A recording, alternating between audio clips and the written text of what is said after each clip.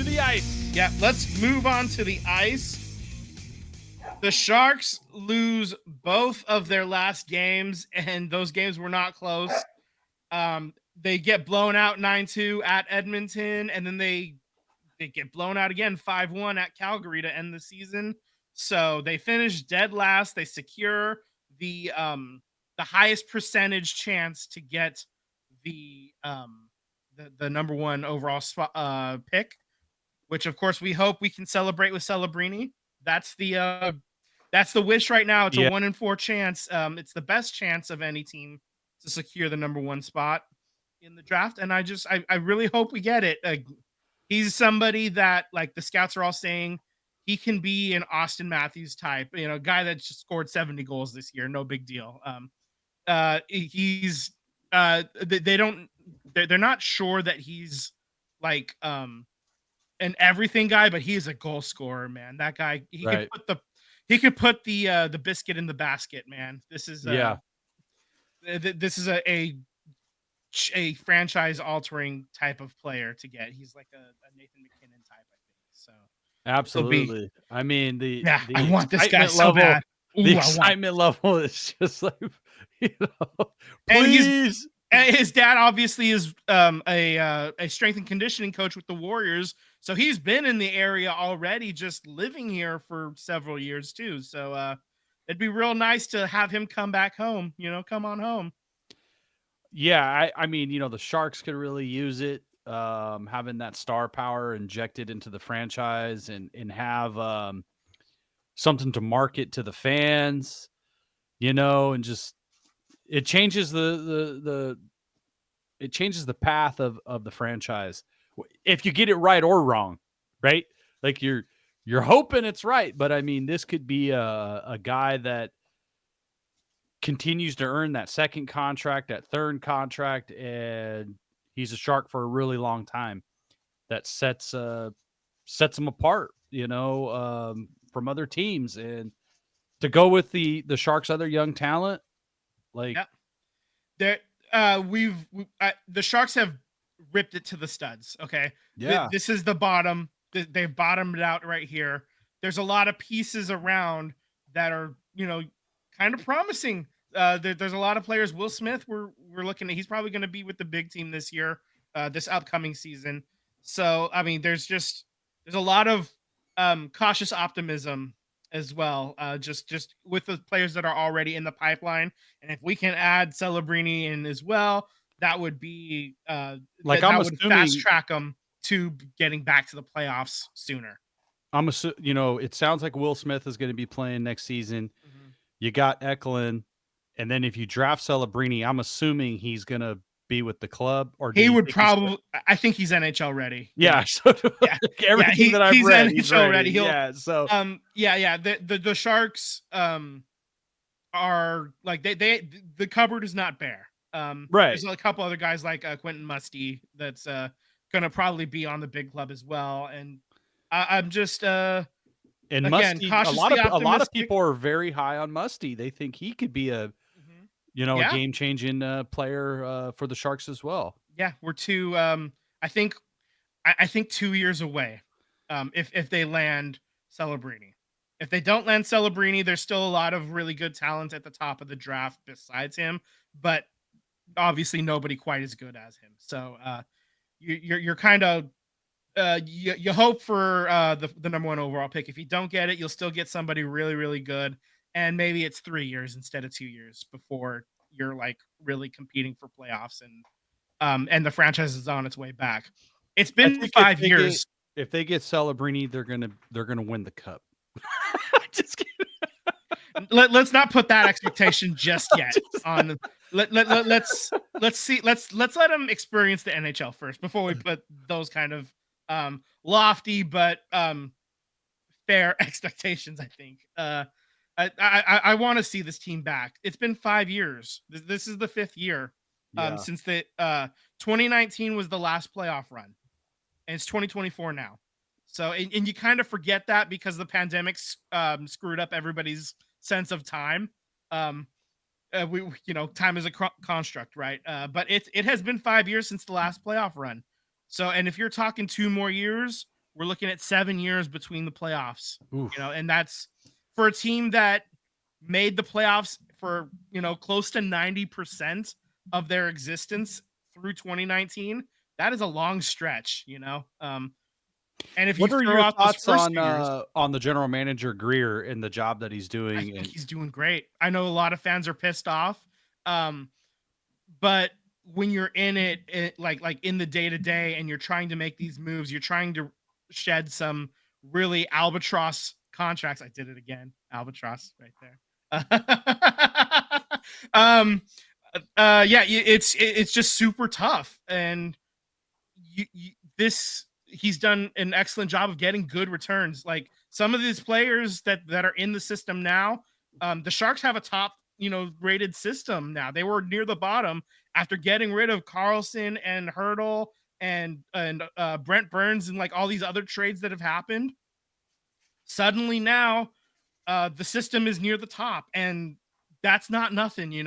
Mike Greer's doing the best he can, a pretty damn good job. The only regret I have right now is all three of the retention slots, which is if you trade somebody away, you can hold on to some of the money for other teams to help like offload some of those contracts.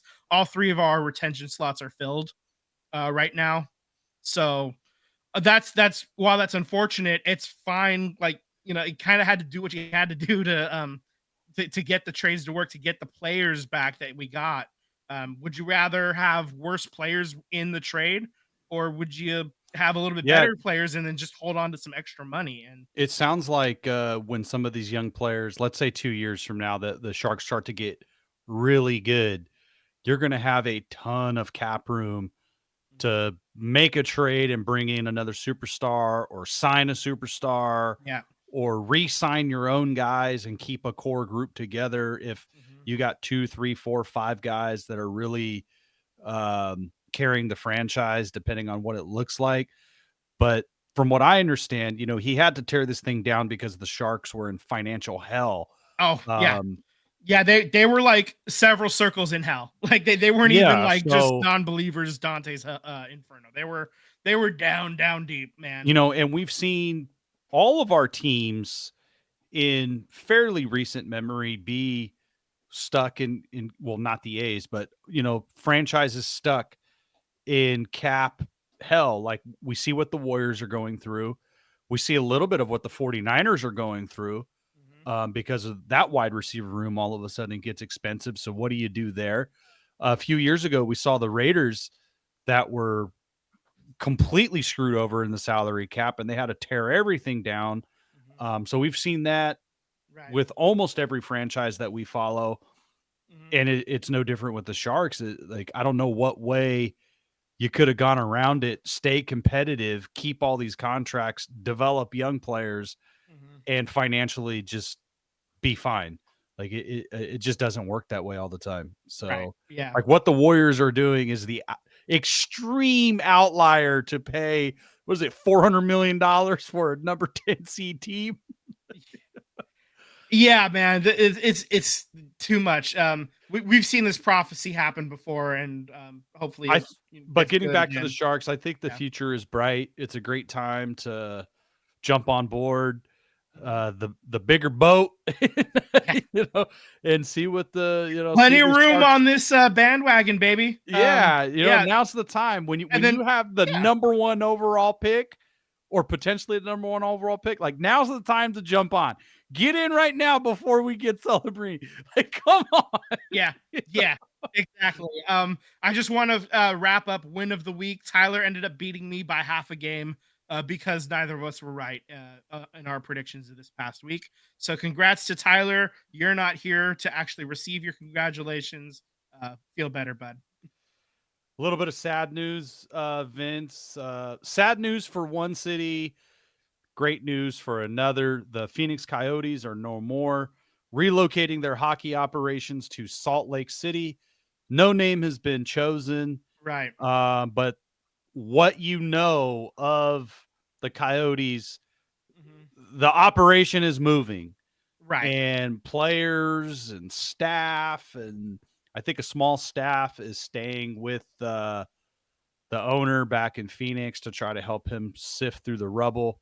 Mhm. Um, but I mean, it's sad because the Phoenix Coyotes were putting together a really young team, and Mhm. they have a lot of promising players, and they look very close to being Yeah. competitive, Yeah. possibly even next season. Yeah, they're like They're right there, they were gonna be a trendy pick to make the playoffs next year right? in this offseason. And Um, obviously they still will be, but now they're gonna be doing it as the Utah to be determines.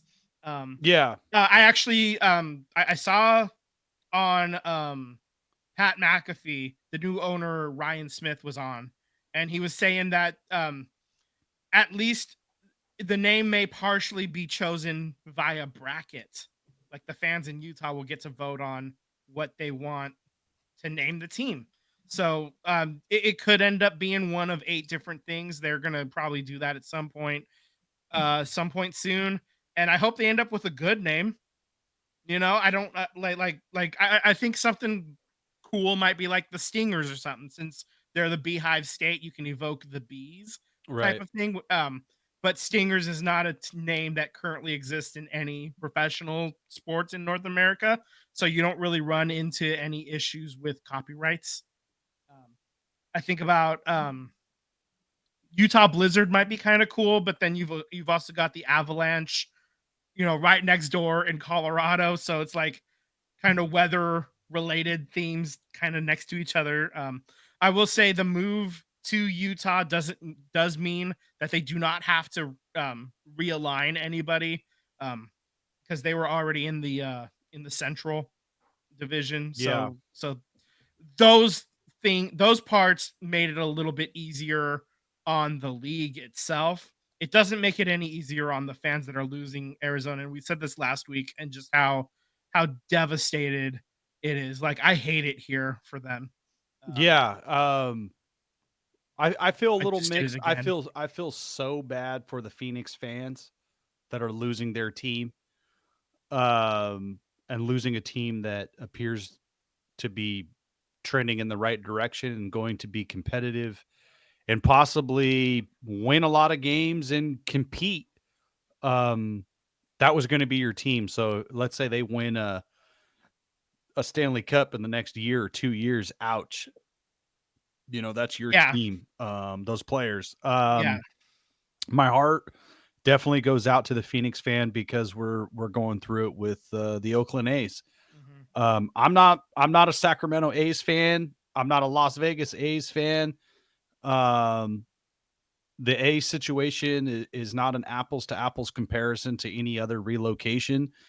It's the owner didn't want to be here. The owner doesn't want to do business. It was in poor faith negotiations. This guy had no right, desire, and it's yeah, the same thing with Phoenix. The owner, shit owner. When you don't mhm, pay your rent and you're trying to avoid taxes and strong arm multiple cities into this, that, and the other, mhm, you don't deserve.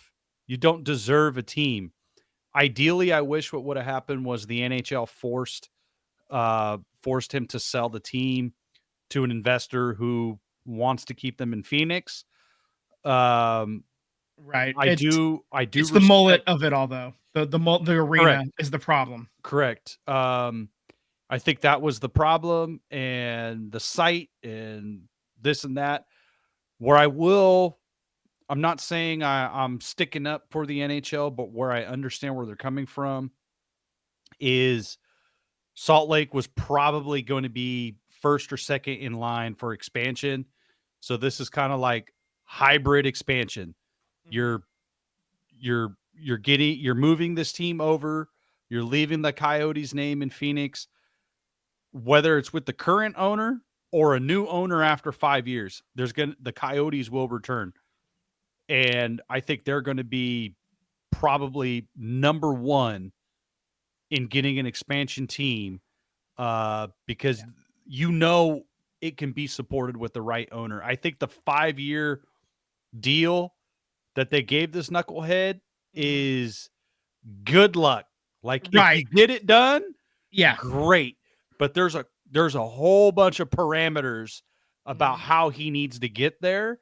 So he can't just get the stadium, sell the team within a year. He has to keep them for 5 years. He Mhm. has to. There's a whole bunch of things going on for him to get the franchise. I don't. Obviously, I hope he doesn't get to keep the team. Yeah. You know, Mhm. but I will say, at least there is hope and a very high chance that the Coyotes will return. So Yeah, the with alchemy the has to be A's, just right for it to right? happen. With the A's, Jesus Christ, Vince. With the A's, doesn't seem like if the A's move, if the A's go to Sacramento, you'll most likely never see an MLB team in Oakland. If they go to Las Vegas, maybe, in my opinion, but you're not going to have three teams in Northern California. No, absolutely not. So I think that's kind of where it's a little different is Phoenix is probably going to get a team where I would say Oakland wouldn't. the as soon as Phoenix or Arizona has a arena in the right place, like Tempe or this place in the northern end of Phoenix by Scottsdale, they're doing like the land auction that's happening here. Right. And I think Alex Morello is obviously he's trying to win that land auction, but because there was no certainty, that's kind of why the NHL kind of forced everybody's hand here. And it's unfortunate that the fans are caught in the middle of this, and you're going to be stuck with this guy assuming he can get an arena built in the next 5 years. He also has to basically give a year and a half window. Right. uh if he plans, let's say he wins this auction in June, okay, then he basically has 5 years, 3.5 years from that point to get the arena like built and underway, or at least like most of the way built. Right. By if he has it close to built by within the next 3.5 years, then obviously then Phoenix is back, and they'll be that area is a lot closer to the right spot. Where they were in Glendale is just it's way too far out, and it's too tough during traffic to get out there for a weekday game. But a lot of their fans were based in Scottsdale and in Phoenix, and it'll be a lot easier to get there. You're not having to drive 40 it's 40 minutes without traffic to get out to Glendale. With traffic, it's just impossible, unless you call out sick or leave early or Yeah. something to do that. So, Yeah. I've heard for, some fans say, it's 90 minutes, 2 hours, mhm, depending on where you live, yep, yeah, traffic in any major city, especially, is tough, and Phoenix has a lot of people living in it. It's still growing as well, so it's just tough. That's not where your fans are. So hopefully this new thing does work out, and also hopefully maybe it doesn't work out with this guy. Maybe he goes past the 5 years and somebody else is able to make something work, and the Coyotes get their team back in 6 years instead of five, and it's with a new owner. I think that might be the best case scenario. And absolutely. you just kind of, if you're a Phoenix Coyotes fan, you just kind of heartbroken for a little while there. It Absolutely. sucks, no matter what. But I want you guys back. I want Phoenix back, and the NHL stuck with this market. There was like one investment group was trying to take them out back in like 2013 or something like that. Um, and the NHL put the kibosh on that. So like there's a history of um, bad ownership after bad ownership after bad ownership with the Coyotes. They never really had a fair chance to prove their worth, and I think it will work when it gets done right.